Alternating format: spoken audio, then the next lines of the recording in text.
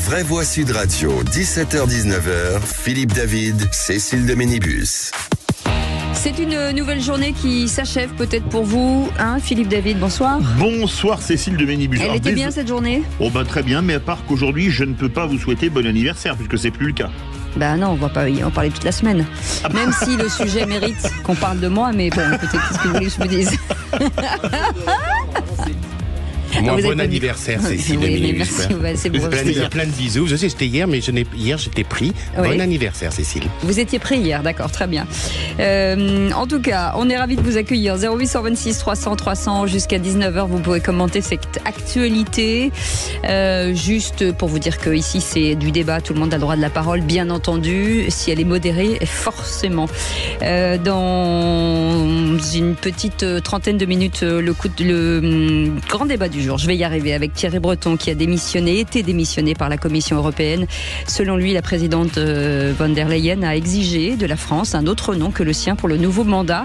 Thierry Breton était simplement, en tout cas publiquement opposé à la présidente durant les élections européennes. Emmanuel Macron a donc décidé de choisir son ministre sortant des Affaires étrangères, Stéphane Séjourné, pour le remplacer. Alors parlons vrai, est-ce un coup de canif, voire un coup de machette dans la relation franco-allemande ? Est-ce que cette démission forcée est la preuve qu'en Europe, c'est l'Allemagne qui décide et pas la France ? Et à cette question, Breton démissionné par von der Leyen, est-ce une gifle pour la France ? Vous dites oui à 71%. Vous voulez réagir ? Aude attend vos appels au 0826 300 300 et elle ne vous mettra pas de gifle. Et notre invité pour en parler, Julien Leonardelli, qui est eurodéputé RN. Et puis 18h30, le coup de projecteur des vraies voix, 700 caravanes sur un terrain communal pendant 2 semaines. À l'heure des comptes, face aux dégâts, c'est à l'État de payer, c'est ce qu'a dit le maire de Ramonville, près de Toulouse, près de Toulouse, après le départ de la mission évangélique. Les gens du voyage disent avoir occupé ce terrain, faute de solutions adaptées pour un rassemblement qui avait été prévu depuis des mois. Alors parlons vrai, est-ce que dans ces affaires, dans nombre de municipalités, il n'y a pas qu'à Ramonville, ne montre pas qu'il faut réglementer plus sévèrement ? Est-ce qu'il y a un sentiment d'impunité ? Faut-il plus encadrer le stationnement des gens du voyage ? Vous dites oui à 95%. Vous voulez réagir ? Le 0826 300 300. Louis de Gouillon, Matignon sera avec nous, docteur en droit et auteur du livre Les gens du voyage, je vous aime, chez Michalon. On vous souhaite la bienvenue, c'est Les Vraies Voix jusqu'à 19h. Les vraies voix Sud Radio. Avec Philippe Bilger, aujourd'hui autour de ça, à ma gauche. Gauche, c'est bien la première fois qu'on me met à gauche. Oui, il faut bien. Et pour quelqu'un qu'on va mettre à droite et qui n'est pas à droite, c'est Tom Conan qui est avec nous. Bonsoir, Tom. Et au centre, ça ne s'invente pas. Et je vais revenir à vous, Tom, dans un instant. Christophe Madrol, conseiller Région Sud, comment ça va ? Très bien, très heureux d'être avec vous. Oui. Tom, rappelez-nous ce livre que vous avez écrit. Oui, alors ça s'appelle Capitale Rose, publié chez Albin Michel il y a quelques semaines.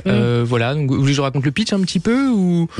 Oui, absolument, vous pouvez, on a le temps. C'est pour tout public le pitch.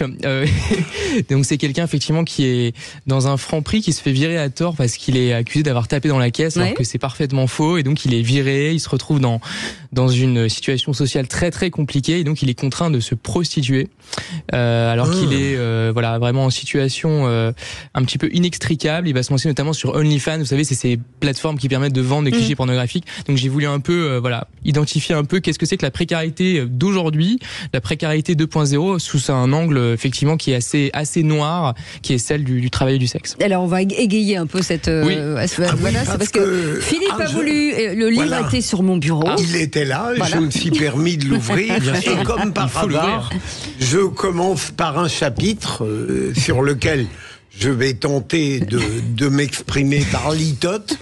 J'ai découvert que le talent de Tom Conan demeure assez fidèle à lui-même, aux vraies voix et dans le roman. Le malheureux prend un billet et puis il fait un acte qu'en général on peut traiter de manière délicate, mais lui il utilise le terme enfilé. Voilà. Et il doit considérer que c'est ça la littérature. C'est une forme de réalisme un peu naturaliste, effectivement. Voilà, Zola n'est rien à côté. C'est pas de bol de tomber juste sur ce passage. Tom n'est pas forcément de notre génération, puisqu'il est plus jeune que nous. Et je suis toujours assez émerveillé par les termes fleuris de cette nouvelle génération. Parce que nous avons un peu de retenu. Mais c'est vrai, mais c'est très bien. S'adapter, et votre nouvelle génération est assez brute de pomme. Ouais, plus crue, ouais. Ouais, c'est vrai, c'est comme ça. Allez. C'était pas fleuré, hein. Brigitte de Seine-et-Marne est avec nous, même s'il faut lire ce livre, bien entendu. Brigitte, bonsoir. Bonsoir, Brigitte. Bonsoir à tous. Un espoir pour vous, Brigitte, que les JO fassent peut-être changer le regard, en tout cas, sur les personnes en situation de handicap. Oui, tout à fait. Donc oui, j'aurais voulu, j'espère en tout cas que les JO paralympiques ont permis de changer le regard sur le handicap. Mais malheureusement, cette rentrée scolaire, je voudrais quand même rappeler que plus de 23% des enfants en situation de handicap n'ont pas accès à la scolarisation. La France accuse un très gros retard en la matière. Et bon, même s'il y a eu une légère amélioration pour cette rentrée, la scolarisation des enfants reste le parcours du combattant pour les familles. Il n'y a pas assez de structures spécialisées, pas assez d'AESH, donc les accompagnants des élèves en situation de handicap, et ce métier n'est pas assez valorisé. Voilà, donc je voulais rappeler que le droit à l'éducation pour tous les enfants, qu'ils soient ou non en situation de handicap, est un droit fondamental. Oui, ça, Christophe. Et que ce droit impose au système éducatif de s'adapter. Absolument. Voilà. Christophe Madrol, vous qui êtes sur le terrain. Moi, je suis complètement d'accord. Je pense qu'effectivement, d'ailleurs, j'ai été, je l'ai dit sur cette antenne la semaine dernière, j'ai été un fan inconditionnel des Jeux paralympiques. Et vous avez 1000 fois raison. Moi, j'ai été dans une autre vie de travailleur social. J'ai travaillé avec des enfants handicapés et je me bats tous les jours, madame, pour que dans les transports en commun, pour que dans les magasins, il y ait un accueil pour les personnes handicapées. Et je préside une association qui s'appelle CESIDEV, des chiens aveugles dans les Bouches-du-Rhône. Et là encore, on se bat pour que les gens malvoyants soient acceptés partout. Merci beaucoup, Christophe Madrol. Vous restez avec nous, hein. Vous êtes, Brigitte, vous êtes notre vraie voix du jour. Bien entendu, malheureusement, on n'a pas le temps de faire réagir tout le monde sur ce sujet qui mériterait un grand débat, bien entendu. On est ravis de vous accueillir jusqu'à le qui c'est qui l'a dit, qui nous donnera un petit peu de baume au cœur, en tout cas j'espère, s'il n'y a pas de tricherie cette fois-ci. Dans un instant, ça me paraît compliqué. Le procureur, de quoi va parler le procureur? De la démagogie de Manon Aubry. Eh ben on en parle dans un instant. Vous souhaite la bienvenue, c'est les vraies voix jusqu'à 19h avec Tom Conan, avec Christophe Madrol et Philippe Bilger et bien sûr Philippe David. Sud Radio. Parlons vrai. Parlons vrai. Sud Radio. Parlons vrai. Sud Radio. Parlons vrai. Les vraies voix Sud Radio, 17h-19h, Philippe David, Cécile de Ménibus. Bienvenue dans cette équipe du mardi.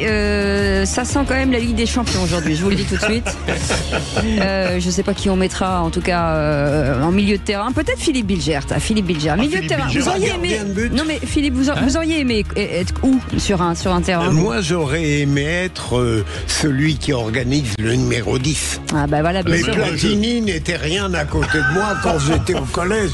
Tom Conan, vous auriez fait quoi vous? Plutôt défenseur, moi, plutôt sur le côté, voir que la balle part pas dans un coin. Des petits tacles. Ouais. Plutôt libéraux. Non, plutôt libérés. Et vous, moi, avant-centre, marquer les buts, applaudir et sauter en l'air. Ouais, pareil, attaquant.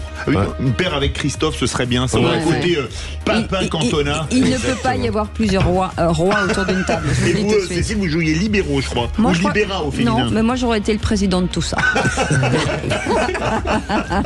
Allez, dans un instant, les 3 mots d'un lectu. Félix Mathieu, bonsoir. Bonsoir tout le monde. Félix. On va parler de la procédure de destitution du président jugé recevable par le bureau de l'Assemblée nationale. Un détournement selon la présidente Braun-Pivet. On va parler aussi de l'entrée fracassante de Michel Barnier dans notre tableau de bord IFOP fiducial des personnalités politiques. Et puis, attention aux 6000 mètres cubes d'hélium dans Paris, puisque la vasque est en cours de dégonflage. Bon, a priori, on devrait le récupérer, tout cet hélium, pour le recycler. En 3 mots, en tout cas, ça donne détournement, sondage et vasque. Et tout de suite, la parole est au procureur.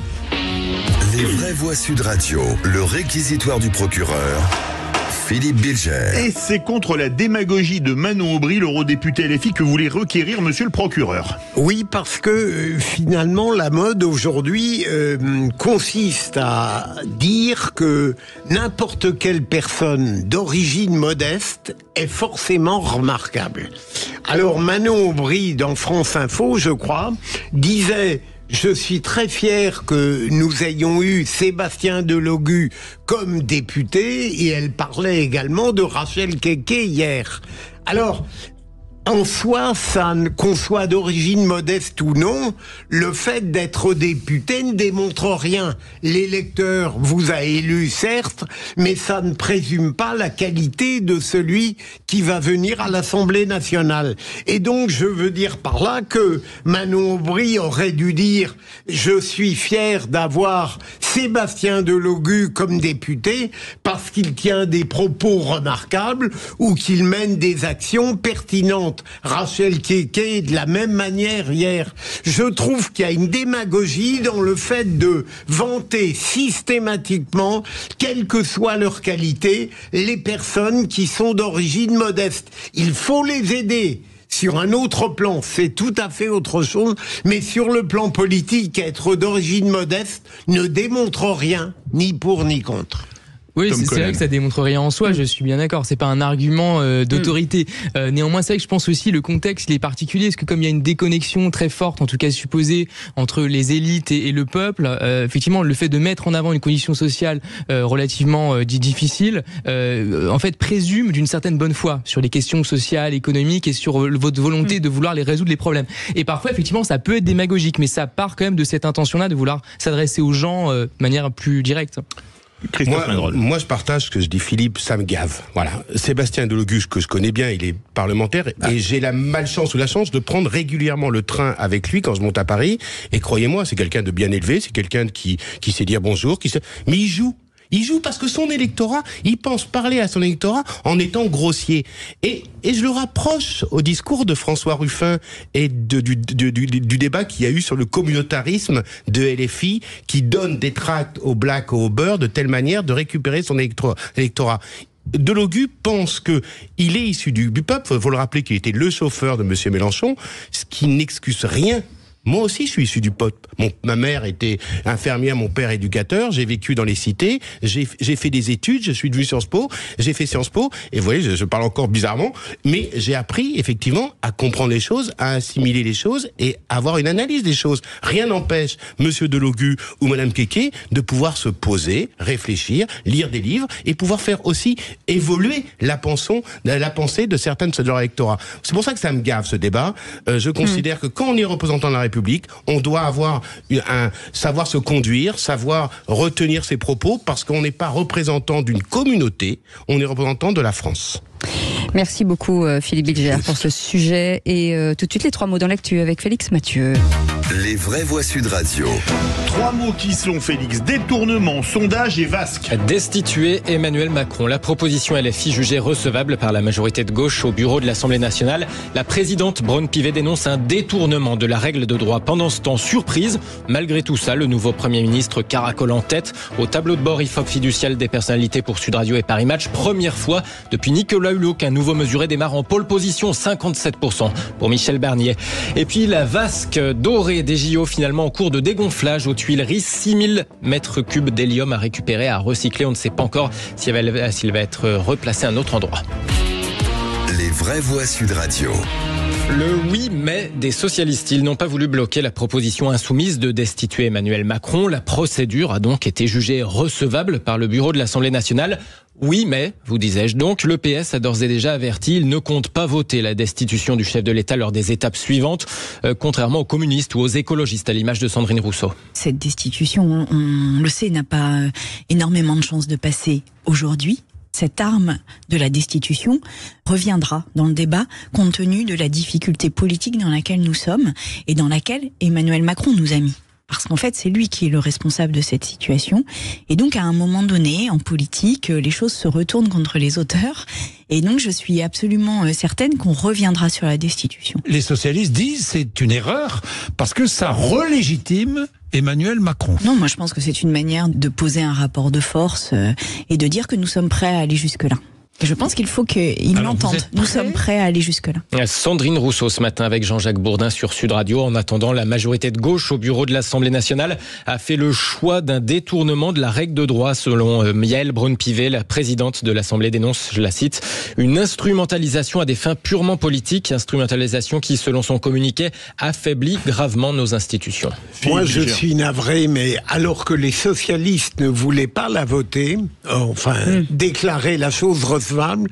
Ils ont cédé à la pression, mais l'honnêteté intellectuelle aurait dû les conduire à rester sur leur position initiale. Il y a un manque de courage qui m'exaspère. Olivier Faure, on l'avait dit. Court après LFI et Mélenchon. C'est vraiment scandaleux, pardon. Mais le Parti Socialiste accepte aujourd'hui que ça soit recevable, mais demain voteront contre. Il y a une schizophrénie aujourd'hui au Parti Socialiste qui devient agaçant. Moi, je pense que l'aspect positif, c'est que ça met pression quand même sur Michel Barnier pour qui, donc, pendant ses consultations, essaye quand même de draguer aussi des personnes qui ne sont pas exclusivement à droite et au centre droit, sinon ça va quand même crisper beaucoup de gens. Donc je pense que c'est ça aussi l'effet que ça va avoir sur lui. Il va se sentir contraint d'aller trouver des personnes plus à gauche. Il aimerait bien. Mais j'ai peur qu'il arrive. J'ai peur qu'il n'a pas le choix. Effectivement. Allez, c'est une tâche très difficile. Mon Dieu, qui ne succombe pas à la tentation.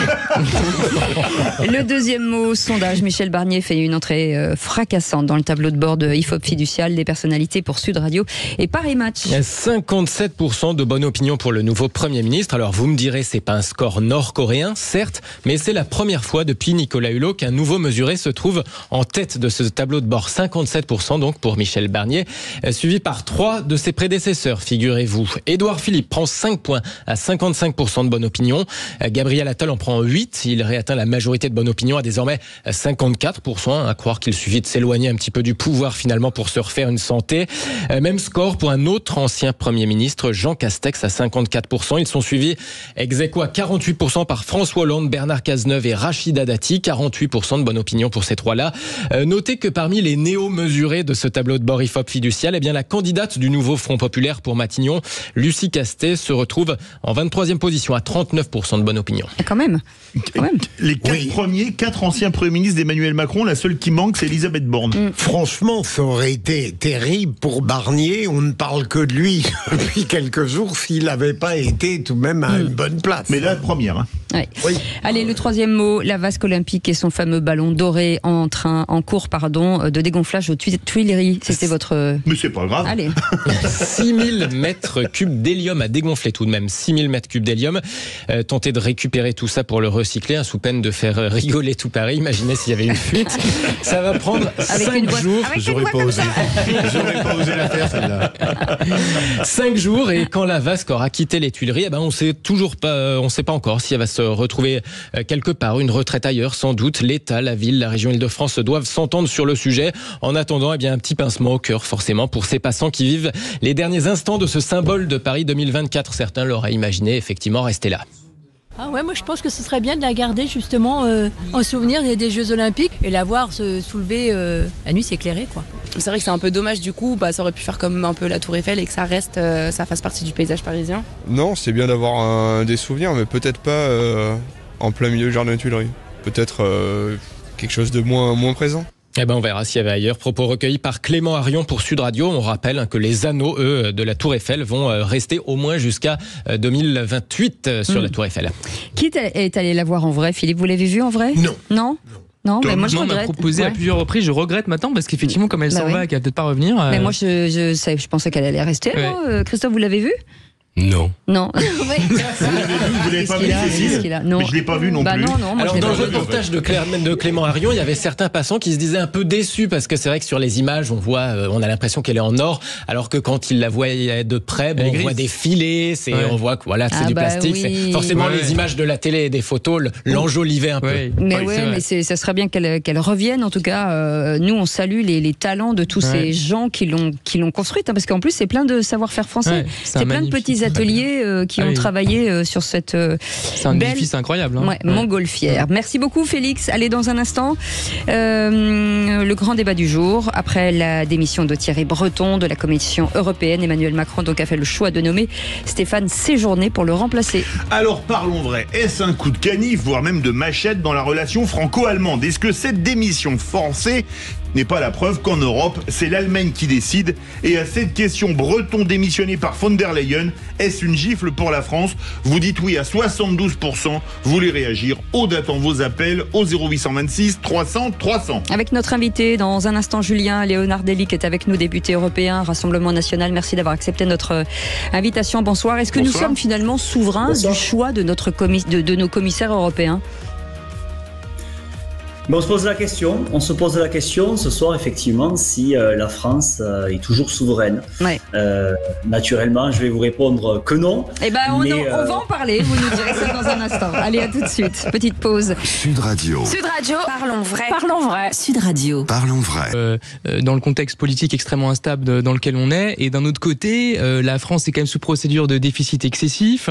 Il y aura potentiellement des mesures qui seront mises en place au niveau budgétaire sous l'impulsion des institutions européennes. Donc on est quand même dans cette dépendance. Donc on va pas trop avoir le choix que de négocier avec la Commission et de trouver quand même une sorte d'élan commun pour relancer la machine économique, parce que la France est quand même à deux doigts de la faillite. Hein. Ouais, Julien Leonardelli, eurodéputé RN, comment la situation a été accueillie sur place ? Écoutez, déjà dans un premier temps, pour revenir dans l'échange, je crois qu'Emmanuel Macron ne fait pas respecter la France. Ursula von der Leyen traite la France comme un petit garçon, comme un petit pays, et elle lui fait du chantage. Voilà, attention, si tu changes pas ton commissaire, tu auras un portefeuille moins important et tu auras une fessée. Tu peux, comme on dit à nos enfants, attention, si tu ranges pas ta chambre, tu auras une punition. Bon, elle fait clairement peser une pression sur les nations jusqu'à choisir donc et imposer des noms. À titre personnel, je suis quand même inquiet par rapport donc justement à toute cette situation. Je crois que Mme von der Leyen se prend pour une impératrice et elle est hors de contrôle. Je pense qu'il faut rétablir un peu les choses et qu'il faut que les nations tapent du poing sur la table et qu'elles se fassent respecter. Est-ce que vous pensez que la France n'est plus respectée dans les institutions européennes, ou est-ce que vous pensez le contraire? Aude attend vos appels au 0826 300 300. C'est quoi les conséquences selon vous, Christophe Madrol, aujourd'hui? Parce que quand on entend ça, de dire qu'effectivement on est peut-être infantilisé... Non mais monsieur le député a raison de dire, ça me fait toujours mal de dire que quelqu'un a raison, mais là-dessus je vous dis que vous avez raison, c'est qu'il y a eu un chantage qui a été fait. C'est qu'on a dit à la France, soit que vous changez de commissaire, soit qu'on vous donne un portefeuille qui ne sert à rien.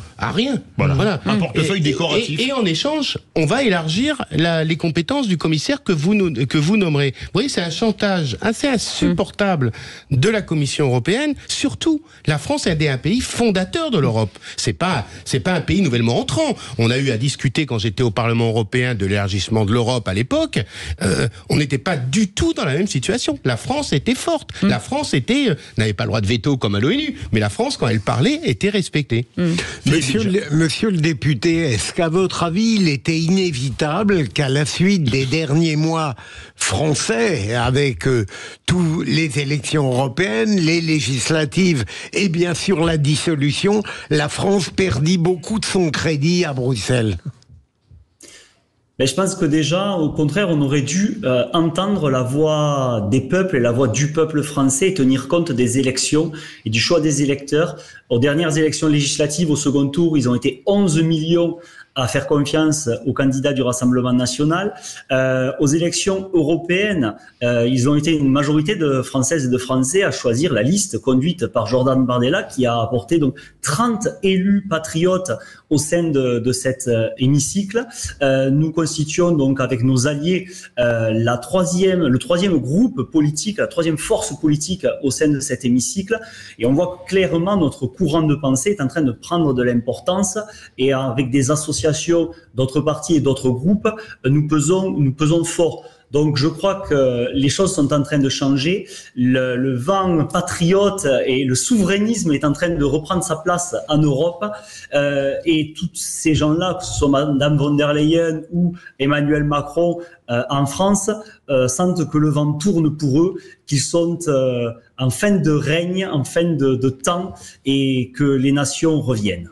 Il me semble que l'avenir n'est pas au souverainisme, même si c'est un courant que je respecte, qui peut avoir tout à fait sa sa grandeur et sa logique. Mais dans le contexte d'aujourd'hui, ça me semble pas très adapté, puisque on le voit bien aujourd'hui. Quels sont les grands défis? C'est des investissements. J'en parlerai tout à l'heure avec Draghi, qui a parlé d'un investissement de 800 milliards qu'il faudrait faire à l'échelle européenne pour pouvoir relancer la machine économique et la recherche. Tout ça, ça se fait au niveau européen.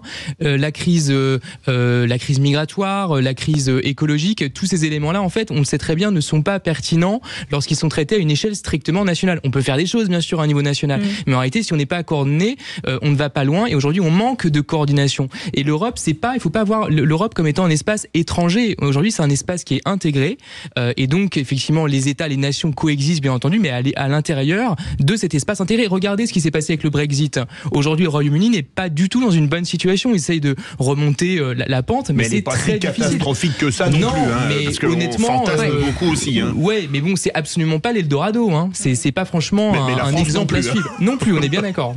Allez, 0826 300 300, Brigitte est avec nous. Bonjour, rebonjour Brigitte. Oui, bonjour. Pour Monsieur Barnier, pour Monsieur Breton, Thierry Breton, c'est évidemment une gifle pour la France. Von der Leyen dépasse ses prérogatives depuis longtemps. Moi, je considère que c'est un peu de l'ordre de la tragédie comique en Macronie, cette histoire. C'était notoire que Thierry Breton était en froid avec Von der Leyen. Il savait sur la sellette, il enseigne son départ fracassant. C'est un habitué du buzz sur les réseaux sociaux. Mais pour la France, c'est une catastrophe. Ça montre effectivement l'espèce de mainmise de Von der Leyen sur les institutions. Et je sais pas s'il faut en rire ou en pleurer, mais bon, ce que je trouve assez savoureux, c'est que il se murmure que le litige entre Von der Leyen et Thierry Breton viendrait du fait qu'il défend trop la France. Donc là, je vous dis, les bras m'en tombent, parce que la souveraineté des pays européens n'a jamais été aussi mise à mal.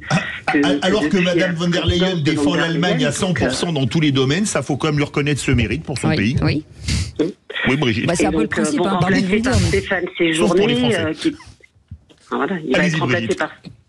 il va être remplacé par Stéphane Séjourné, qui ne brille pas par sa grande compétence. Donc au moins, il sera von der Leyen compatible. L'Europe pourra continuer son travail de sape pour les nations. Et puis son caillou dans la chaussure, voilà. À l'exception notable des interventions au Parlement européen de Sarah Knafo qui décoiffe quand même, mais voilà. Alors, j'ai une question pour monsieur le député européen. Est-ce que c'est toujours la règle? Excusez-moi, ça fait quelques années que j'ai quitté le Parlement européen. Est-ce que donc les commissaires vont passer à votre vote? Est-ce que vous allez voter pour la Commission européenne? Et si oui, quel sera le vote de votre groupe? Alors, je suis un nouveau député, j'apprends, et il y a au sein du Parlement européen une grosse institution, une grosse machine. Je ne peux pas répondre directement à votre question, mais je crois qu'effectivement, il y a un vote des députés européens, mais je n'en suis pas certain. Allez, Frédéric est avec nous, 0826 300 300 Toulouse. Bonsoir Frédéric, vous nous appelez de Toulouse. Bonsoir à tous. Oui, j'appelle de Toulouse. Alors, mon intervention va être assez brève parce que je pense que vous êtes pressé. Non. Bon, ça va, il nous reste 4 minutes 30. Allez, tout va bien. Parfait. Je voulais dire à propos de M. Breton, qui lui non plus, comme le disait l'auditrice précédente, n'a pas brillé par sa grandeur quand il dirigeait Atos. Donc, pour une fois que Ursula von der Leyen prend une décision, certes contre la France, ça arrange aussi les Français de perdre ce type d'individu qui n'est pas brillant. Vous voyez ce que je veux dire? Oui. Mais gérer une entreprise et être commissaire européen, Frédéric, c'est pas tout à fait la même chose non plus. Je sais très bien, mais quand on prend de mauvaises décisions, quand on gère une entreprise qui était un fleuron, qui a disparu, qui a quasiment disparu, on ne peut pas dire qu'il a brillé par sa grandeur. Donc en fait, moi je sais pas ce qu'a fait réellement Thierry Breton, parce qu'il n'a jamais brillé par son efficacité.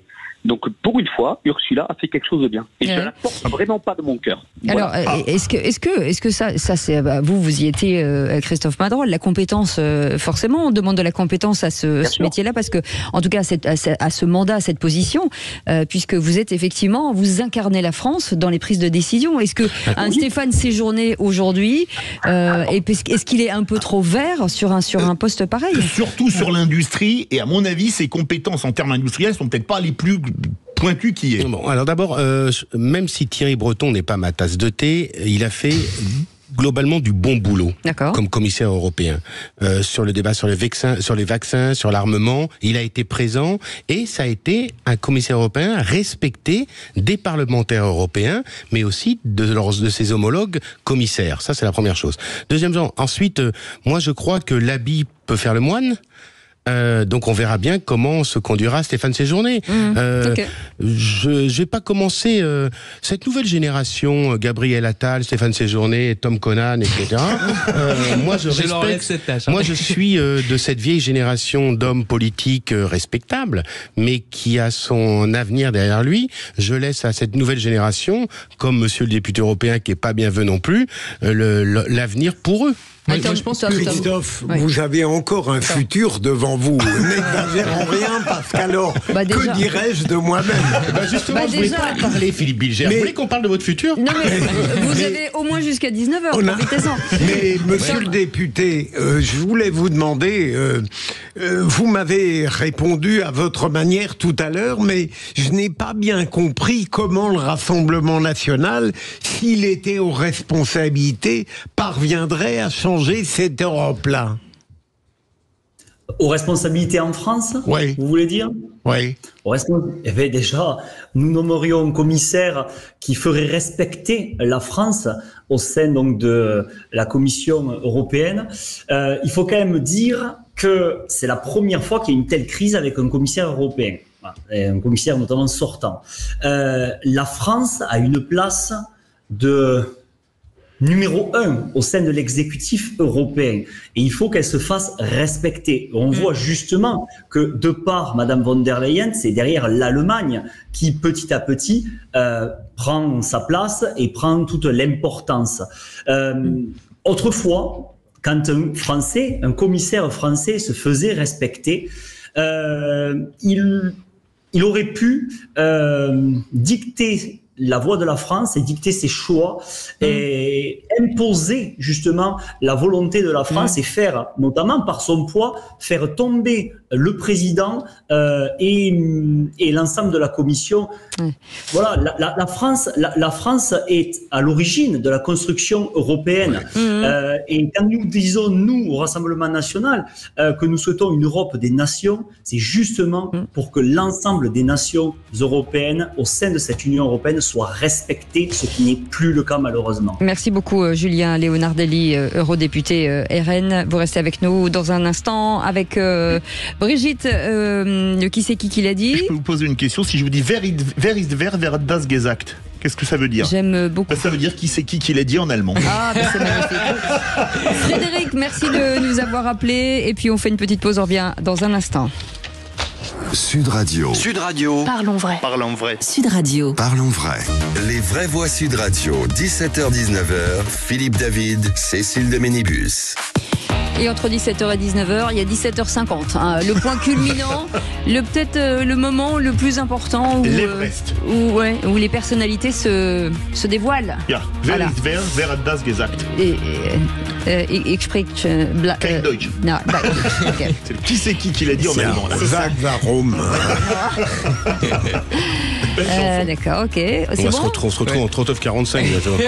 C'est la France libérée. Non, moi je suis plutôt sur du Como te llamas, tu vois, on l'a d'espagnol. C'est Como te llamas. ¿Quién te lo ha dicho? Si, on se reparle. Quiero decir algunas. Hein? On y va? C'est parti. Les vraies voix Sud Radio, le quiz de l'actu. Et le quiz de l'actu avec Brigitte qui est avec nous. Brigitte, vous avez révisé? Écoutez, j'ai fait de mon mieux, mais je suis pas très douée à ce jeu-là. Ah ben, c'est toujours les gens qui disent ça qui gagnent, je vous le dis tout de suite. Allez, on y va. Question, qui c'est qui l'a dit, Brigitte, à un point. Il n'y a jamais eu dans nos propos et dans nos propositions politiques de slogan contre la police. Brigitte. Sandrine Rousseau? Non. Bonne réponse de Philippe Billicher, Manuel Bompard, coordinateur LFI. Qui c'est qui l'a dit, Brigitte, à 3 points? Michel Barnier ne m'a pas appelé.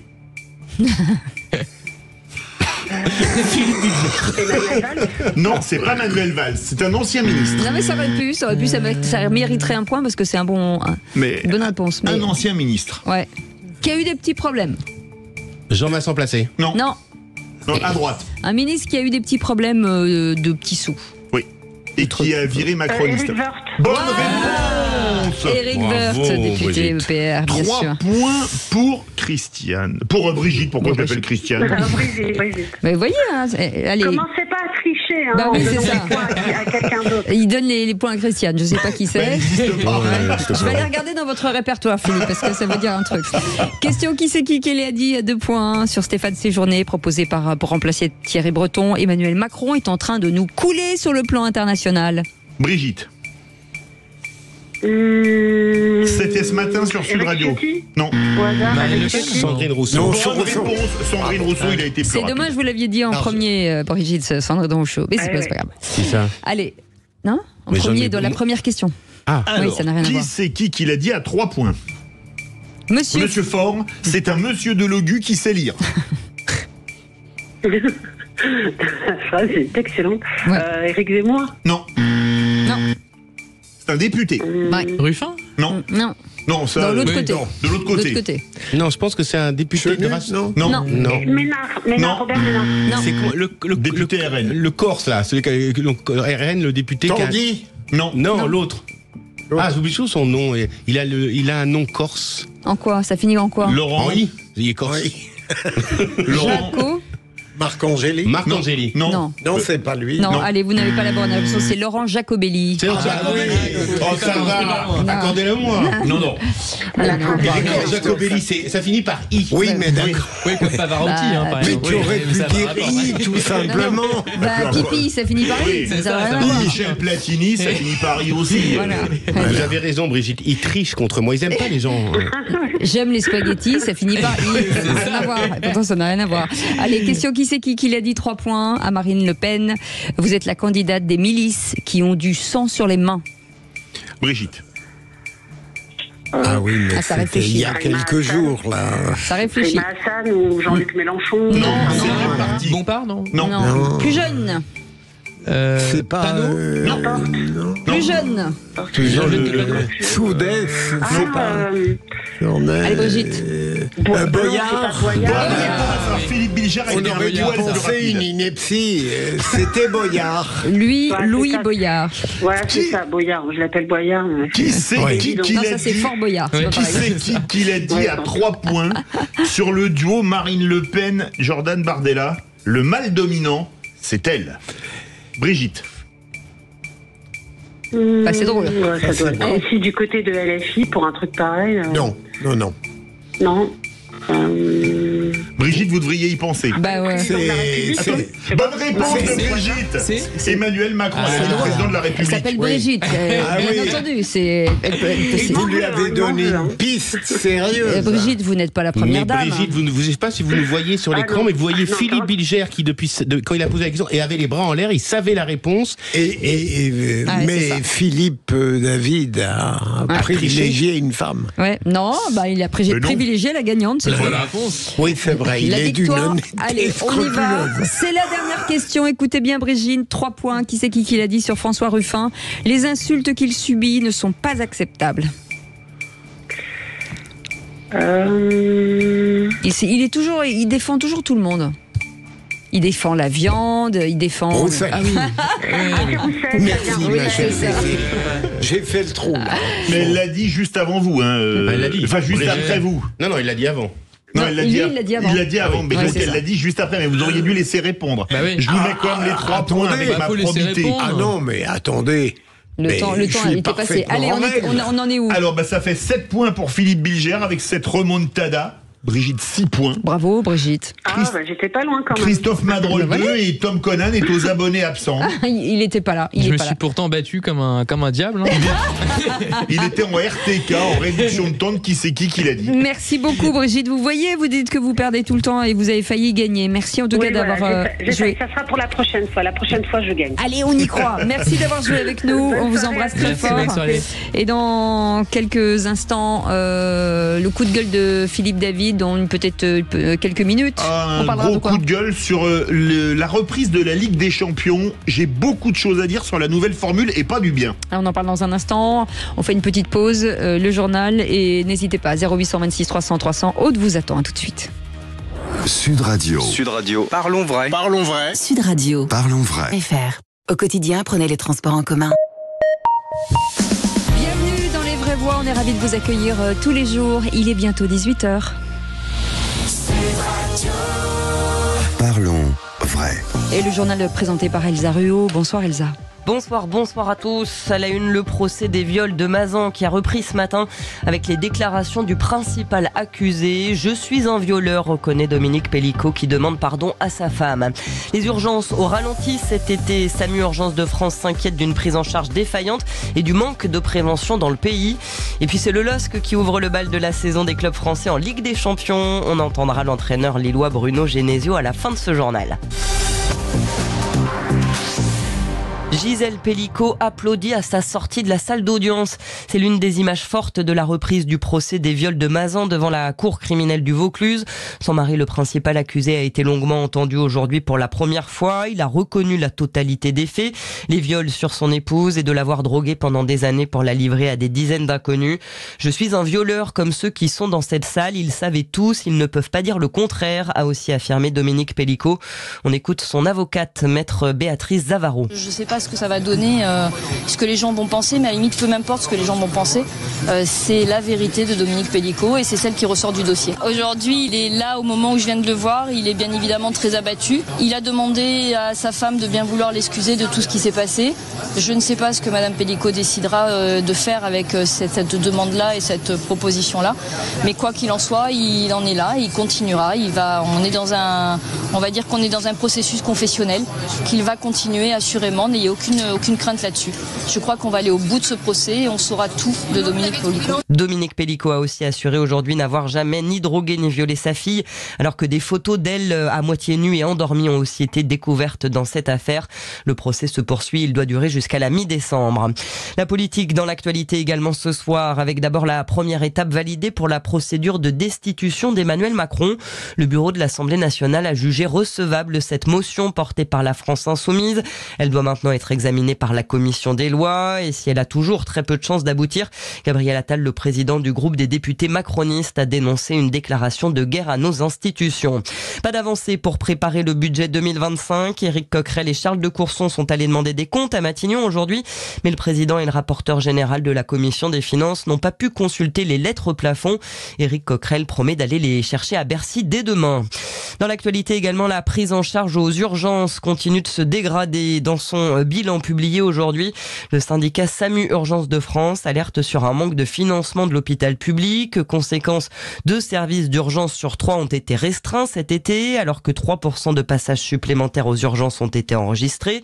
Une situation qui s'explique aussi par l'évolution de la population, selon Jean-François Sibien, vice-président de SAMU Urgences de France et urgentiste à Agen. L'espérance de vie a augmenté dans ce pays, même si elle n'est pas à ce qu'elle devrait être par rapport aux autres pays de l'OCDE. Et on insiste sur une chose, c'est l'espérance de vie en bonne santé. Tout simplement parce que dans ce pays, il n'y a aucune prévention. On est souvent en réaction. On doit expliquer à l'école le bon usage des numéros d'urgence, comment faire quand il y a une situation d'urgence. On doit faire de tous les citoyens des personnes qui sont capables de reconnaître les signes de gravité et là aussi d'agir et d'interagir devant une situation critique. À l'étranger, cette attaque au Liban qui a fait plusieurs morts et 1 millier de blessés après l'explosion simultanée des beepers de membres du Hezbollah.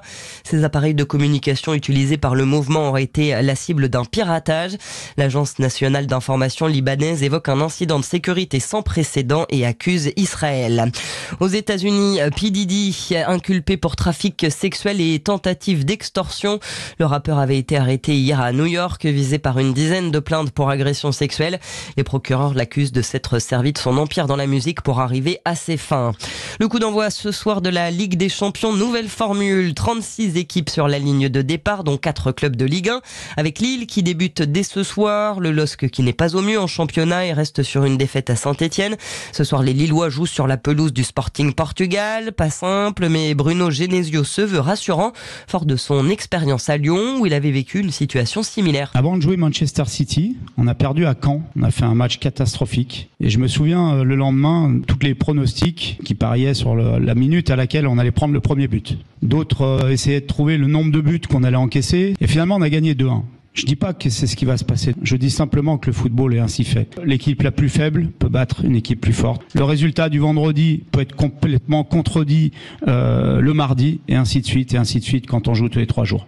Voilà, j'attends de mes joueurs qui montrent quelle équipe on est capable d'être. Et ensuite, que le meilleur gagne. Sporting Portugal-Lille, c'est à 21h. Parmi les autres affiches de cette première soirée de Ligue des Champions, Milan-Liverpool et Real Madrid-Stuttgart. C'est la fin de ce journal. Très bonne fin de journée sur Sud Radio. Merci à vous, Elsa Ruot. La météo Sud Radio. Avec Servistore, pièces détachées pour store et volets roulants sur mesure sur servistore.com. Bonsoir Rémi André. Bonsoir Philippe, bonsoir tout le monde. Des pluies en vue a priori. Oui, effectivement, c'est-à-dire que là, nous avons des averses orageuses qui sont assez conséquentes cet après-midi sur le sud-est. La Corse également est déjà concernée, mais dans la soirée, eh bien, cela va s'amplifier sur la Corse avec donc une vigilance orange pour le risque d'orage et d'inondation.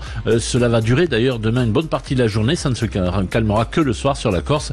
Donc, attention, prudence dans le secteur. Sur le reste du pays, eh bien, nous aurons encore dans la nuit des averses qui gagnent depuis le golfe du Lion jusque vers le Languedoc-Roussillon, mais là aussi le calme va revenir. Demain matin, on aura encore pas mal de nuages depuis l'Auvergne-Rhône-Alpes jusqu'aux Pyrénées, et ensuite sur le nord du pays, eh bien ce sera plutôt un temps calme avec le retour du soleil. D'ailleurs, dans l'après-midi, les températures vont remonter, températures qui sur la moitié nord pourraient même atteindre les 25 degrés à Paris, 22 degrés à Strasbourg, 24 degrés à Nantes.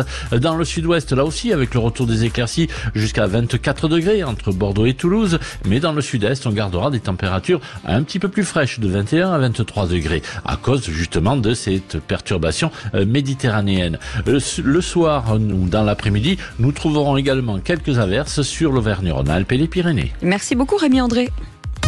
Les vraies voix Sud Radio, 17h-19h, Philippe David, Cécile de Ménibus. C'est incroyable casting que les États-Unis nous demandent régulièrement de copier. Alors on se dit non, pas de copie. Nous avons les meilleurs. Philippe Bilger est avec nous, Tom Conan et Christophe Madrol. Et le préféré du tout, c'est Philippe David. The very best au pluriel. Ouais, c'est ça, c'est ça. Les tout meilleurs. Ah non, mais c'est un casting de rêve, je vous le dis tout de suite. On s'ennuie pas une seconde, ça y va, et bam, ça s'envoie, ça discute, ça, c'est ce qu'on aime, c'est ce qu'on aime. En attendant, vous nous laissez des messages sur notre répondeur que nous écoutons quotidiennement avec Aude, et celui-ci a retenu notre attention. Écoutez. Bonjour, je suis Isabelle, j'habite près de Cergy-Pontoise. Concernant les prêtres et le mariage dans l'Église catholique, si mes sources sont bonnes, lors des premiers siècles de l'Église catholique, le mariage était autorisé. Il serait peut-être bien que le pape commence à réfléchir un petit peu à la réintégration du mariage pour les prêtres. Nous manquons de prêtres. Les prêtres doivent exister, ce sont des êtres humains, ils mangent, ils se nourrissent, ils ont des charges. Donc voilà, il faudrait qu'il y en ait plus et que oui, on les autorise à fonder une famille. Il serait peut-être bien que l'Église se repenche sur le problème. Au revoir. Une réforme, Philippe Bilger. Là, je sais que je vais être très minoritaire. Oui. On me donne toujours l'exemple du protestantisme, les pasteurs qui sont mariés. Moi, j'avoue que c'est difficile pour l'Église catholique, mais j'aurais quelques scrupules à savoir qu'un prêtre rend la messe, ordonne, confesse, après s'être engueulé avec son épouse. Moi, ça me perturberait. Ah bah en quoi ça vous perturberait ? Ah bah je veux dire, on mélangerait une vie personnelle, une vie familiale avec des problèmes, et il viendrait ensuite comme prêtre, alors que ça exige une sérénité, une tranquillité absolue. Parce qu'à ce compte-là, je n'aurais plus beaucoup de respect. Je pense qu'on est tous traversés par des affects, on vit tous des émotions assez diverses. J'y tiens pas. Ouais, mais je pense que les hommes et les femmes sont perfectibles et encore une fois sont des êtres très émotionnels. Donc je pense pas qu'on puisse retirer de ça quand bien même on est prêtre. Ouais. Christophe Madrol. Mon cher Philippe, j'ai beaucoup d'affection pour toi et beaucoup d'amour pour toi. Mais t'imagines pas quand même que les prêtres se nourrissent d'amour et de frères. Je peux te dire, pour en connaître beaucoup et pour en avoir parlé aussi avec, ils ont aussi une libido qu'ils gèrent. Oui. Et dans ce cas, ce principe-là, les psychanalystes ne devraient pas être mariés non plus. Parce qu'ils seront traversés. Et tous ceux qui écoutent, ou les assistantes sociales, ne devraient pas être mariés, ou les travailleurs sociaux. Ou les animateurs radio. Je vois pas le rapport. C'est pas pareil, Christophe. Pourquoi ? Non, je dirais les psychanalystes, ils sont dans leur métier obligés d'appréhender les tréfonds de l'être humain dans ses obscurités, et donc le fait... Et les prêtres aussi.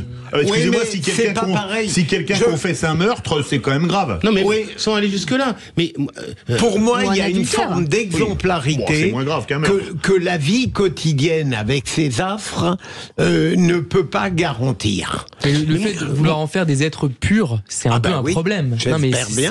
Bah ouais, mais non. Vous m'avez démontré que vous l'étiez, notamment lorsqu'on lit certains débuts de chapitre. Philippe Bilger, on n'a pas le temps, mais est-ce que c'est pas un peu une hypocrisie ? Est-ce que c'est une hypocrisie ? Non, je crois beaucoup à l'exigence de pureté, même si malheureusement elle est très largement battue en brèche aujourd'hui. Ma chère Cécile, j'aime beaucoup soutenir des points de vue minoritaires, mais je suis devenu un peu plus sage, je n'estime pas que j'ai forcément raison. Finalement, et Françoise Dewaye qui me traite de réac, je constate que par rapport à Philippe Bilger, mais je suis un véritable révolutionnaire. Là. Vous êtes un enfant de cœur.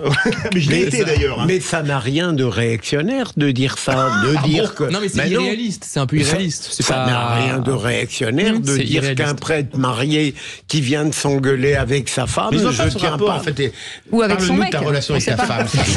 Quand tu t'engueules avec ta femme, tu étais très énervé après. Non, j'ai une vision un peu empirique, pragmatique de la vie conjugale. Allez, n'est pas compatible avec l'exercice ecclésiastique. Allez, on verra si... Je l'adore. Moi, c'est un bonheur de retrouver Philippe Bilger. Ça me rappelle le titre d'un film, Un drôle de paroissien. Ça vous va bien. Sauf le couple de Cécile et de Thierry. Voilà, exactement. Mon cher Philippe David, sur quoi allez-vous râler dans un instant ? Sur la nouvelle formule de la Ligue des Champions qui peut attirer des choses, à mon avis, très grave. Allez, on en parle dans un instant, vous êtes les bienvenus, c'est les vraies voix, on dit ce qu'on veut ici, mais au moins on dit des choses qui sont parfois intéressantes. Allez, tout de suite. Sud Radio. Sud Radio. Parlons vrai. Parlons vrai. Sud Radio. Parlons vrai.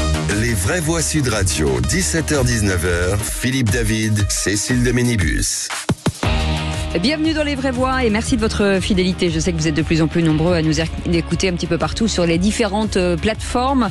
Et puis la fidélité à Sud Radio ne fait que grandir et pour ça nous vous en remercions.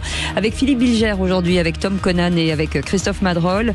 Il y en a toujours un qui est pas content et en l'occurrence pour l'instant c'est Philippe David.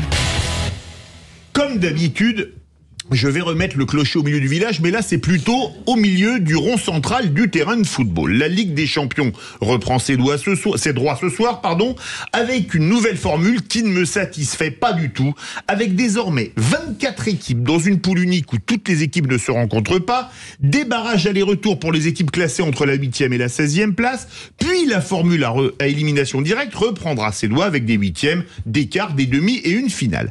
Un changement de format qui pose question, puisque désormais le vainqueur devra disputer 17 matchs s'il n'est pas passé par les barrages et 19 s'il a dû passer par ces mêmes barrages. On est bien loin de la formule originelle de la Coupe d'Europe des clubs champions où il suffisait de gagner 9 matchs pour soulever la coupe aux grandes oreilles.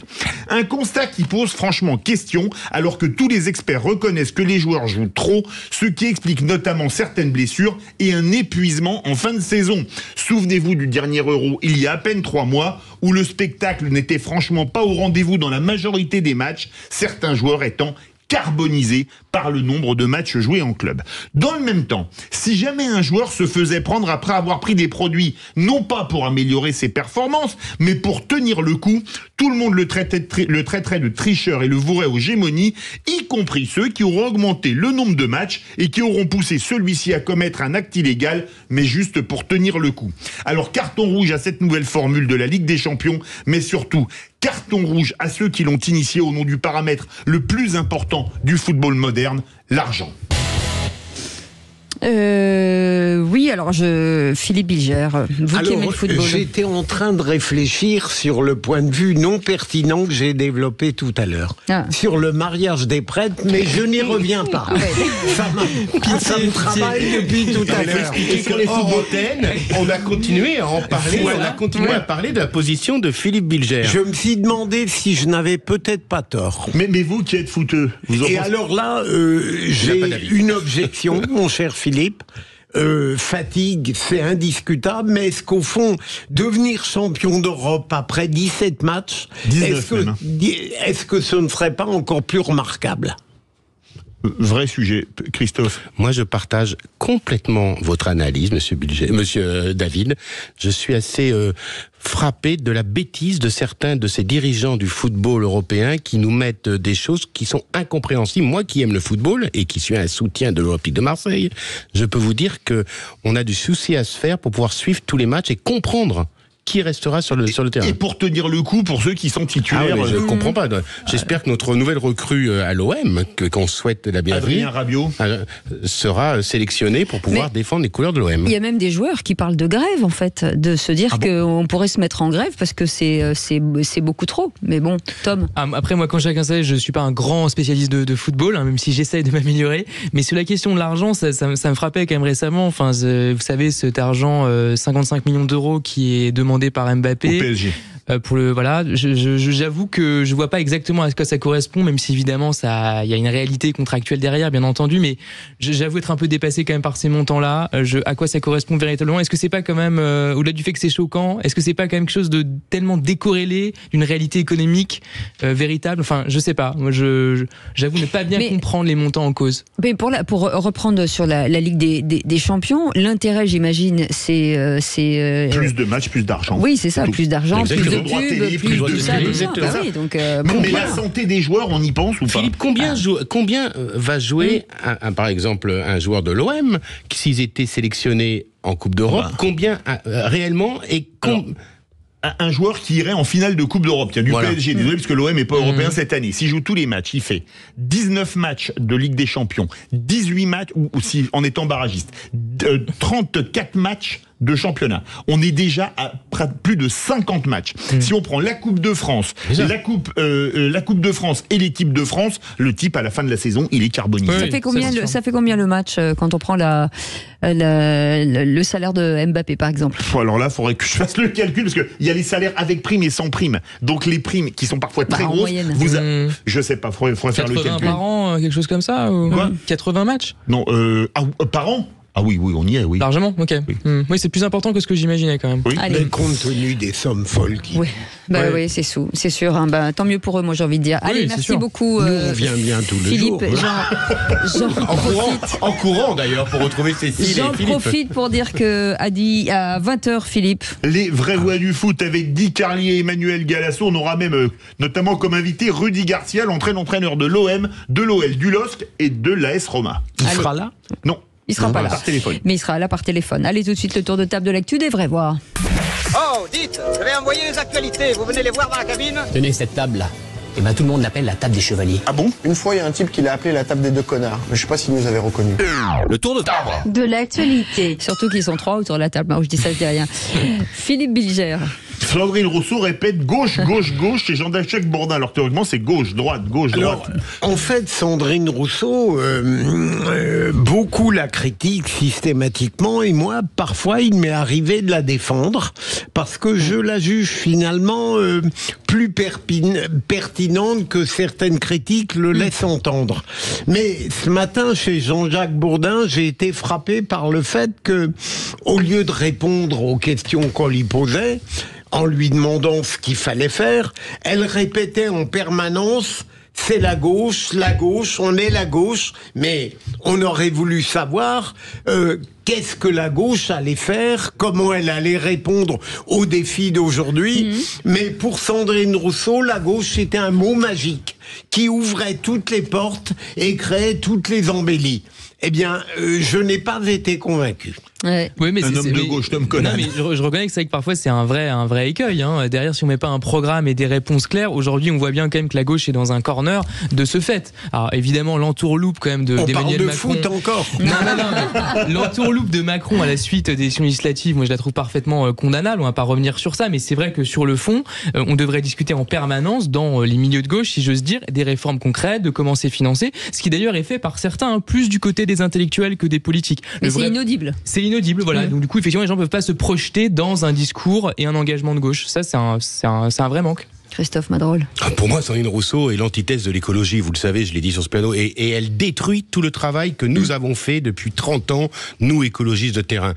Et à force de dire à gauche, à gauche, à gauche, l'écologie a disparu. On tourne en rond. On tourne en rond.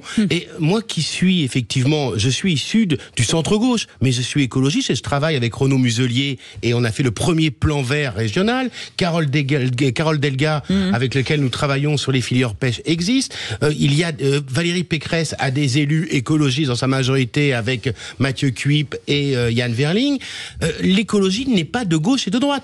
L'écologie se construit sur les territoires. Et c'est ça que Sandrine Rousseau ne comprend pas. Il faut se rappeler que Sandrine Rousseau n'a jamais été élue nulle part dans aucun territoire. Et il faut se rappeler qu'à Sandrine Rousseau, quand les Verts l'ont désignée, elle a fait 0 voix dans son arrondissement chez les Verts. Elle a été élue parce qu'effectivement, elle a été portée par le nouveau Front Populaire. Mais Sandrine Rousseau est vraiment l'antithèse de mes combats pour une écologie raisonnable. Et quand vous le dites, Philippe, et quand vous faites effectivement ces critiques, vous avez raison, l'écologie ne doit plus être de gauche ou de droite. L'écologie, la planète brûle, il est temps de réagir, qu'on soit de gauche ou de droite. Eh bien, puisque vous avez la parole, Christophe Madrol, mais vous dites justement où est passée cette transition écologique, sans boussole écologique, l'État avance à vue. Belle transition. Oui. Très belle. Moi, je voudrais vous parler du secrétaire général à la planification écologiste qui est mené par quelqu'un que j'aime beaucoup, qui s'appelle Antoine Peillon. On le connaît pas, c'est un serviteur de l'État. C'est un peu le Don Quichotte de l'écologie aujourd'hui. Il est rattaché au Premier ministre et il a 30 personnes, il travaille avec 30 personnes qui travaillent sur la question de la planification écologique et énergétique. Et malheureusement, aujourd'hui, depuis les dernières élections, l'écologie a complètement disparu de l'agenda ministériel. Et je le regrette. Et j'ai un vœu aujourd'hui à porter. Si Michel Barnier nous écoute, et je suis sûr qu'il maintienne ce secrétaire général à la planification écologique au sein de Matignon. L'écologie, ça doit pas être attaché à un ministère, uniquement à un ministère de l'écologie. L'écologie, ça doit parler partout.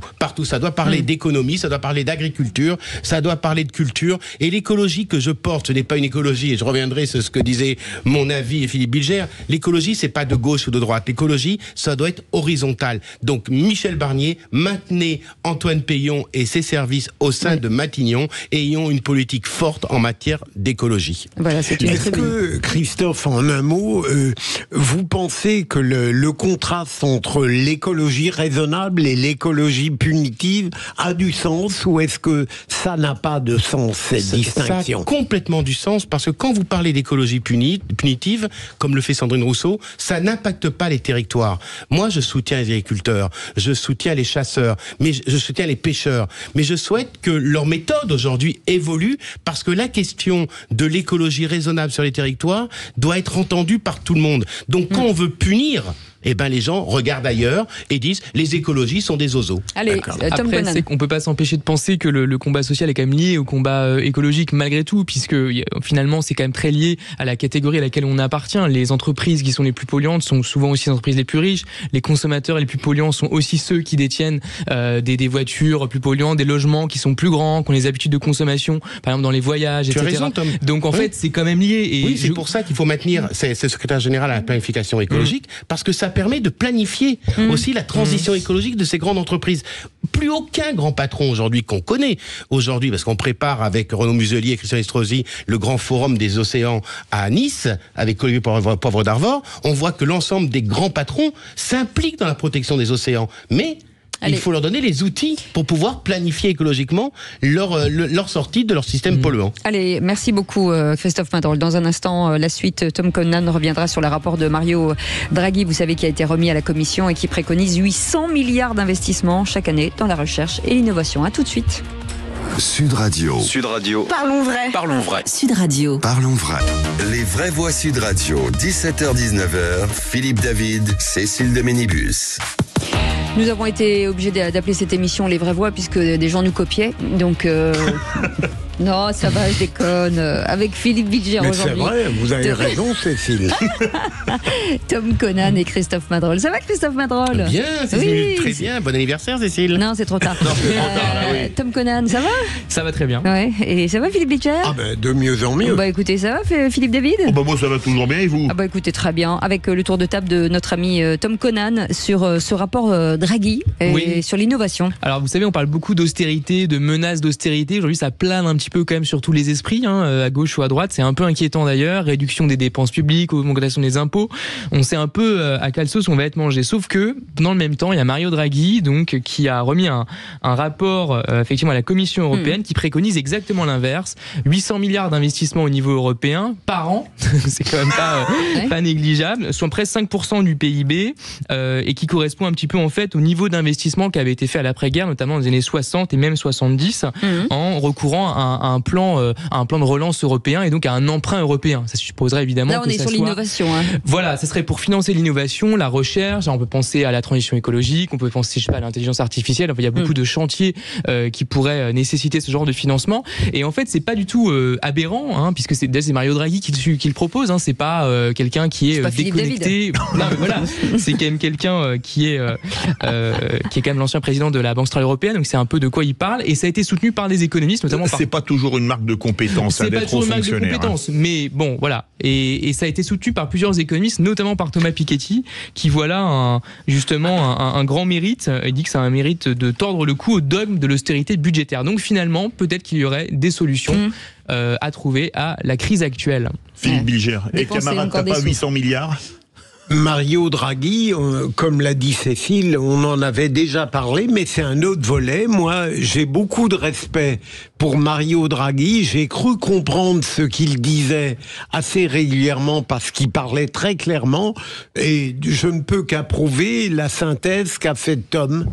Et au moins, là, il ne parle pas d'enfilade. Et ça l'a bloqué. La lecture d'ailleurs, je vous conseille de lire le livre de Tom Conan, d'aller l'acheter dans les bonnes librairies parce que ça a tellement choqué Philippe David, Bilger. Choqué dans le bon sens. Voilà. Ça m'a profondément bouleversé. Ça l'a bouleversé.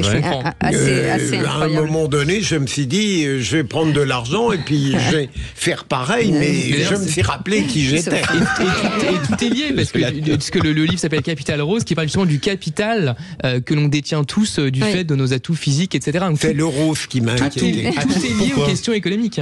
Ah, vous refoulez quelque chose, Philippe. Vous voulez qu'on en parle? Oui. Quel est votre capital rose? Merci beaucoup, Tom Conan. Allez, l'info plus avec Félix Mathieu.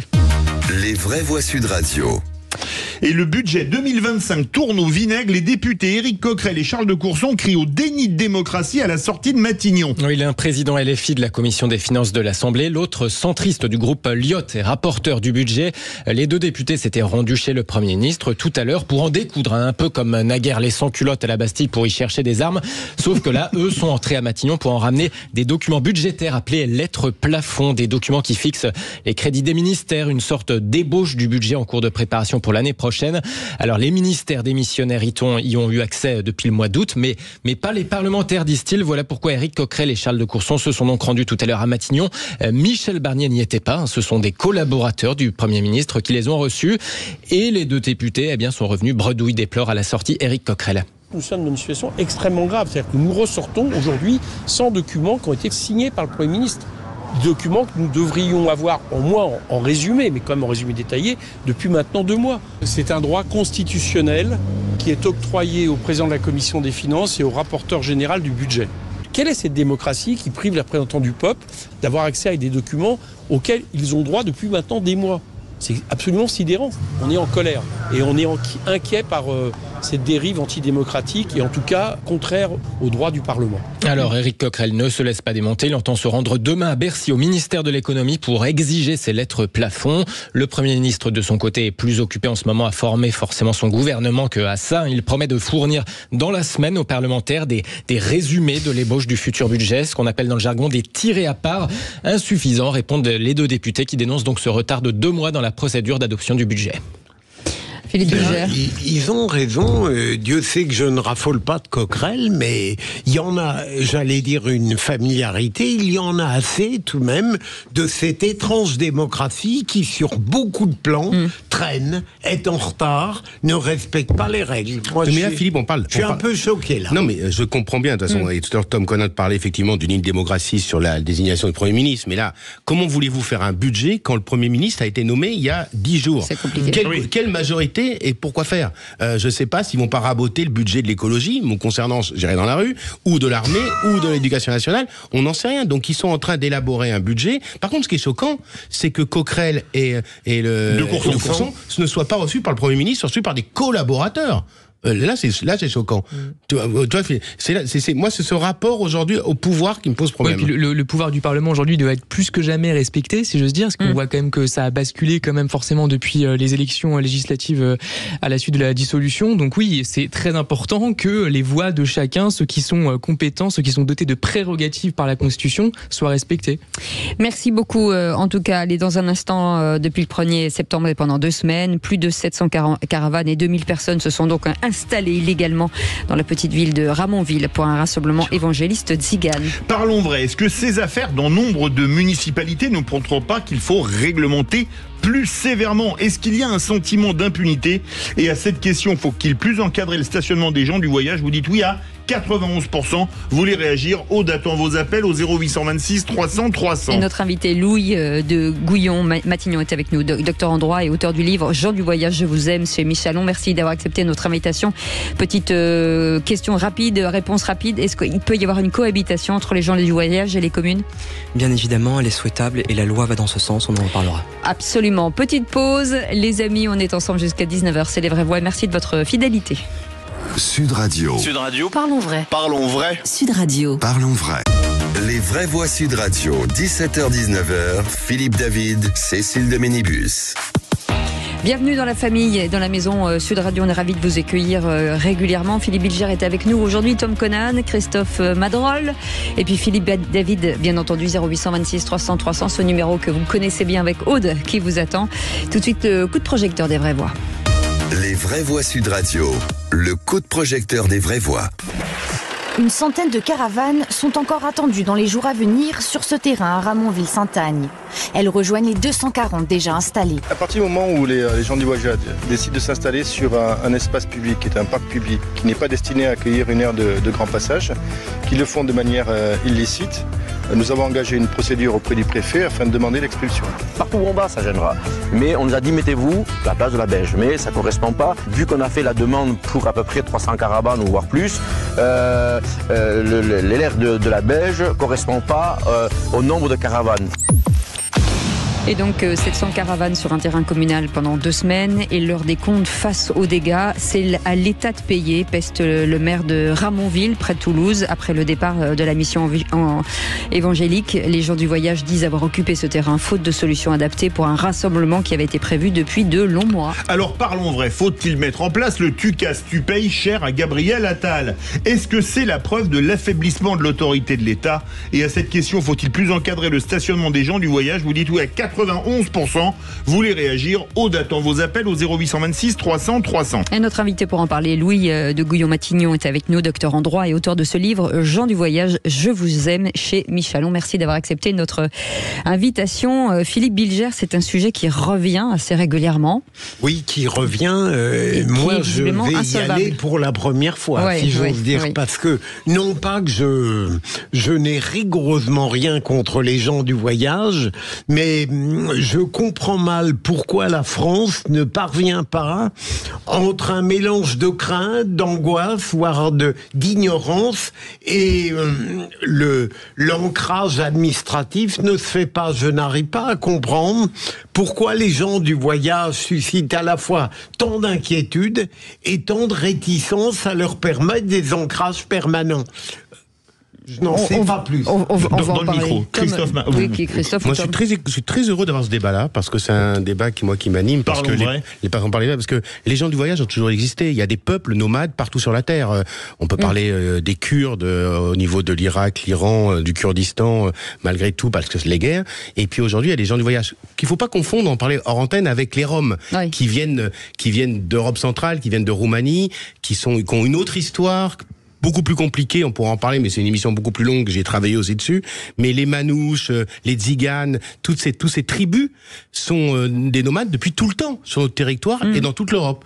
Et ça a donné quand même des musiques extraordinaires. Ah ouais. Et puis je pense que le problème principal, c'est qu'on est tous des sédentaires. En tout cas, l'écrasante majorité des gens sont quand même des sédentaires. Et donc effectivement, on est toujours un peu en porte-à-faux avec des modes de vie qui nous paraissent complètement anticonformistes. Moi, je me souviens même pendant mes vacances en Bretagne, quand j'étais môme, il y avait effectivement les gens du voyage qui occupaient un stade de manière tout à fait légale d'ailleurs. Il n'y avait pas spécialement de problème, mais ça nous paraissait très étonnant en dehors des sentiers battus, si j'ose dire.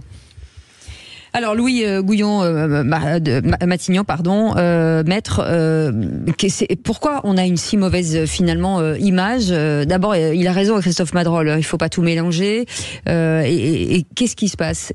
Comment on explique que c'est toujours un peu compliqué cette cohabitation entre les sédentaires et les autres? Alors pour revenir un petit peu sur les différents termes qu'on emploie pour que les auditeurs comprennent, les gens du voyage sont des citoyens français, c'est-à-dire qui ont des cartes d'identité, qui votent et qui sont intégrés depuis plusieurs siècles sur le territoire et qui ont un mode de vie aujourd'hui semi-nomade, c'est-à-dire que en général pendant les périodes d'hiver ils sont sédentaires et pendant les périodes d'été un peu élargies à partir de mai jusqu'on va dire fin septembre, début octobre, ils nomadisent à travers tout le territoire, en général à un niveau régional, parfois voire départemental. Et ce qui se passe depuis en fait pas mal d'années, c'est que il y a pas mal de tensions avec justement ces grandes pérégrinations estivales, puisque les gens du voyage vont se mouvoir avec parfois des cohortes de 50, 100, 200, 500 caravanes, et les départements parfois refusent de les accueillir alors que la loi les oblige. Aujourd'hui, il y a une loi qui est un peu une loi fondatrice pour le statut des gens du voyage en France, c'est la loi du 5 juillet 2000 sur l'habitat des gens du voyage, qui organise deux modes d'habitat. Un mode d'habitat qui est un mode d'habitat encore une fois hivernal, avec ce qu'on appelle les aires d'accueil, où en général il y a 5, 10, 15, 20 caravanes, en général c'est dans les périphéries des grandes villes, et enfin des aires de grand passage pour les pérégrinations estivales, en général pour la mission évangélique tzigane Vie et Lumière. Là, ce qui se passe, ça fait 12 ans que je m'intéresse aux gens du voyage et 12 ans que je suis régulièrement invité sur les plateaux pour pouvoir parler de ce genre d'affrontement. Il y avait eu ça à Nice, il y avait ça en Bretagne, là maintenant c'est en Occitanie. Il y a régulièrement des tensions entre le préfet et les gens du voyage, et encore une fois, je le rappelle, la loi oblige les départements à créer ce qu'on appelle des schémas départementaux pour l'accueil des gens du voyage. Donc en fait, on est tout simplement face à une lacune étatique. Alors la question que tout le monde se pose, c'est lorsqu'ils arrivent. Alors moi je connais bien le problème, puisque là pendant 2 semaines à côté de chez moi, il y en a 1600 caravanes qui ont débarqué. Qui paye quoi en fait? Parce que c'est ça aussi la vraie question, de se dire forcément n'importe qui viendrait habiter pendant 2 semaines, ça crée forcément un peu de désordre, des poubelles, tout un tas de choses. Qui est responsable de ça? Qui paye l'électricité? Comment est organisé? Comment sont-ils organisés? Alors ce sont les gens du voyage qui payent, et là d'ailleurs je tiens à le préciser dans le cadre de cette histoire en Occitanie, il faut savoir que l'association qui gère les grands passages avait demandé à plusieurs départements de les accueillir. Tous les départements ont fait la sourde oreille, et là lorsqu'ils étaient sur le terrain, ils ont proposé de payer pour leur séjour. Donc ça c'est quelque chose qu'il faut relever, et d'ailleurs c'est une tendance qui se généralise chez les gens du voyage. On est passé d'un stade à la fin des années 80-90 où les gens connaissaient peu cette culture, les gens encore confondaient, amalgamaient avec les populations est-européennes qu'on appelle les Roms, avec les Gitans que l'on connaît aussi, qui sont plutôt sédentaires, qui habitent le sud de la France, du côté de Perpignan par exemple. Là, on a vraiment tendance à mieux connaître cette population, ces gens du voyage qui sont citoyens français, dont est par exemple issu Kenji Girac, le chanteur, et qui, encore une fois, nomadisent pendant les périodes estivales. Donc, eux payent, eux proposent de payer, et ensuite, ce sont tout simplement les structures de l'État, ces aires qui vont accueillir ces personnes. Alors, ces aires, faut quand même savoir ce que c'est. Ce sont en général des champs de plusieurs hectares qui sont équipés d'eau et d'électricité. C'est vraiment très rustique, mais ça convient aux gens du voyage. Est-ce que durant les périodes hivernales où ils sont ancrés quelque part, il n'y a pas de problème? Je veux dire, est-ce que c'est uniquement quand ils nomadisent qu'il y a des soucis?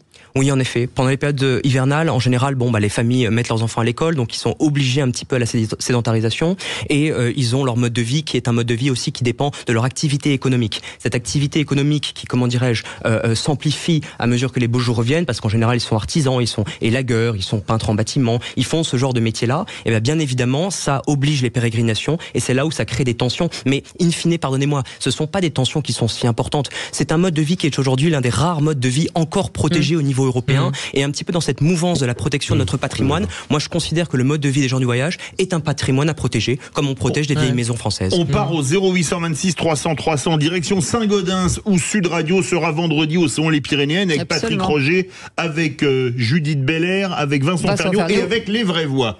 Bonsoir David. Bonsoir David. Oui, bonsoir Philippe, bonsoir Cécile, bonsoir tout le monde. Bonsoir. On vous écoute.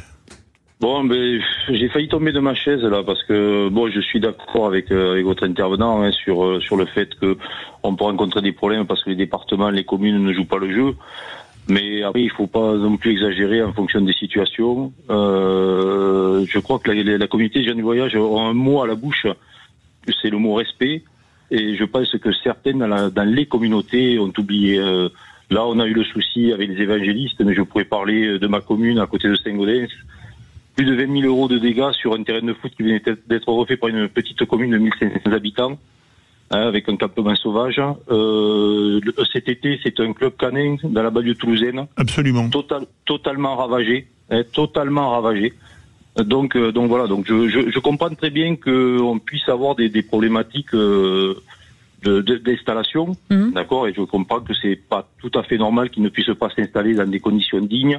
Mais cela ne doit pas amener au débordement tel qu'on les a, qui sont rien plus ou moins que des casseurs. On va stigmatiser les jeunes des banlieues, là c'est pareil. Tous les jeunes des banlieues ne sont pas des voyous, mais malheureusement dans la communauté des jeunes du voyage, on va rencontrer des voyous qui se passent tout permis. Et pour l'anecdote, dans mon petit village, ils sont venus, ils se sont installés sur le terrain de foot, ils ont tout ravagé. Et on va dire que le chef de la communauté est venu.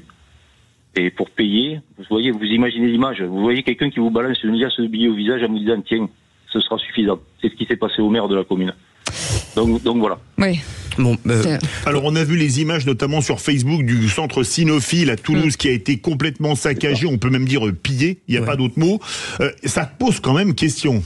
Parce qu'il y a quand même des gens qui vont payer la facture. Bien sûr, alors 2 observations par rapport aux commentaires de la personne qui est intervenue. La première, c'est qu'il a raison, le respect est une composante très importante. Alors elle l'est chez toutes les populations en France, mais chez les gens du voyage, elle revêt peut-être ce caractère particulier qui est structurant. La notion de respect est vraiment ce qu'on appelle Romenokova dans la langue des Manouches, et qui va vraiment structurer de manière endogamique la société autour de certains principes, notamment hiérarchiques, et de principes de respect porté notamment aux défunts. Bref, il y a vraiment toute cette structure culturelle qui va baigner cette culture-là. Et bien évidemment, par rapport au second point, lorsqu'il y a des dégradations, soit ces dégradations, elles sont justifiées parce que parfois, bien évidemment, ça crée des ornières. Quand on a des terrains qui sont humides, quand on a des caravanes qui passent, ça crée des ornières, et ça, c'est en général du rôle soit de la commune, soit du département de prendre en charge cette arrivée, et de prendre en charge en général les différentes mesures qui vont être mises en place pour pouvoir éviter justement de dégrader trop les terrains. Lorsque l'on dépasse le simple cadre de l'installation, et lorsqu'il y a des infractions qui sont commises, là il faut poursuivre, il faut saisir la justice, et que la justice fasse son travail. En fait, les gens du voyage, encore une fois, ce sont des gens qui sont comme n'importe quel Français. Il y a des gens bien, il y a des gens pas bien. Moi, j'ai vraiment fréquenté beaucoup de personnes au sein de cette communauté, dépendamment que ce soit de leur religion, de leur histoire personnelle. Il y a des gens qui sont différents. Là, parfois, il y a peut-être certains problèmes. J'imagine que dans l'écrasante majorité des cas, il n'y a pas de problème qui se pose, mais lorsqu'effectivement il y en a, il faut évidemment aussi en parler. Mais est-ce qu'il n'y a pas un dialogue systématique qui se fait, c'est-à-dire lorsque des groupes effectivement arrivent en nombre, est-ce qu'il n'y a pas un dialogue qui devrait se faire directement avec soit un représentant du préfet, soit de la mairie, que c'est une ville relativement importante, il doit y avoir des interlocuteurs, j'imagine. Totalement. Alors en général, ce sont les pasteurs évangéliques qui, dans le cadre des pérégrinations estivales, assument ce rôle. Sinon, ce sont les aînés un petit peu de la communauté. Je crois que ce qui pose vraiment problème, alors là, bien évidemment, je ne minore pas les différents dégâts qui ont pu être causés sur les différentes communes dont nous parlons, mais ce que je constate, c'est quand même qu'il y a toujours cette espèce de fantasme autour de l'arrivée des gens du voyage. Et je crois que ce qui cause le plus d'impact d'un point de vue des dégâts, c'est peut-être encore cette image que véhiculent les gens du voyage et sur laquelle, nous devons travailler pour que les gens du voyage soient vraiment compris comme des citoyens français à part entière. Mais côté institution, est-ce qu'ils ont un interlocuteur quand ils arrivent? Est-ce qu'ils ont des personnes à qui ils peuvent vraiment s'adresser facilement pour alors prévoir leur arrivée? En général, ce sont soit les préfets, sous-préfets au niveau départemental, parce que ça ne se gère pas au niveau régional, soit les maires. Est-ce qu'il n'y a pas un paradoxe dans ce que vous dites? Vous mettez en évidence la valeur du respect. Apparemment, elle est peu respectée dans ces dégradations et ces infractions communes. Est-ce que ça veut dire qu'une jeunesse parmi les gens du voyage n'est guère attentive à ces principes? Alors elle l'est, moi je l'ai observé, et il y a quand même encore cette notion, encore une fois, du Romenokova dans la langue tzigane, qui est, pardonnez-moi, un concept qui charrie différentes images, mais je pense que la communauté reste structurée autour de ces notions-là. Non, ce que je constate, c'est que lorsqu'il y a des débordements sur des communes, c'est en général parce que derrière, le préfet n'a pas mis en place les conditions pour accueillir ces gens du voyage. Encore une fois, je le rappelle, la loi du 5 juillet 2000... Quand vous avez 500, 600 caravanes qui arrivent d'un coup, vous pouvez pas les installer non plus. Alors, ils n'arrivent jamais d'un coup. Il y a toujours en général plusieurs mois à l'avance des contacts qui sont établis entre la communauté et les services de l'État pour justement faciliter et fluidifier leurs arrivées. Donc ce n'est jamais d'un coup comme ça que l'on voit arriver plusieurs centaines de caravanes. Sauf dans le cas où il y a eu les refus, comme vous avez signalé, et un propriétaire privé met à disposition un champ, et là ça complexifie les choses, puisque les sous-préfets et les préfets ne sont pas forcément au courant, ce qui met une tension communale très importante. Moi je l'ai vécu il y a pas longtemps dans ma région sud, voilà. Mais vous avez raison sur le reste. Moi je partage complètement. Cette culture doit être préservée. Merci beaucoup. Pardon, on est en retard. Excusez-moi. Merci beaucoup Louis de Gouillon-Matignon, docteur en droit et auteur de ce livre Gens du voyage. Je vous aime chez Michelon. Merci d'avoir accepté notre invitation. Merci Philippe Bilger, merci Tom Conal, merci Christophe Madrol. Dans un instant, on va vous parler emploi avec Nicolas Leroy. L'emploi, de la technologie, intelligence artificielle, peut-être l'avenir de certains de nos métiers qui devraient perdurer ou se transformer. On en parle dans un instant. À tout de suite. Sud Radio. Sud Radio. Parlons vrai. Sud Radio. Parlons vrai.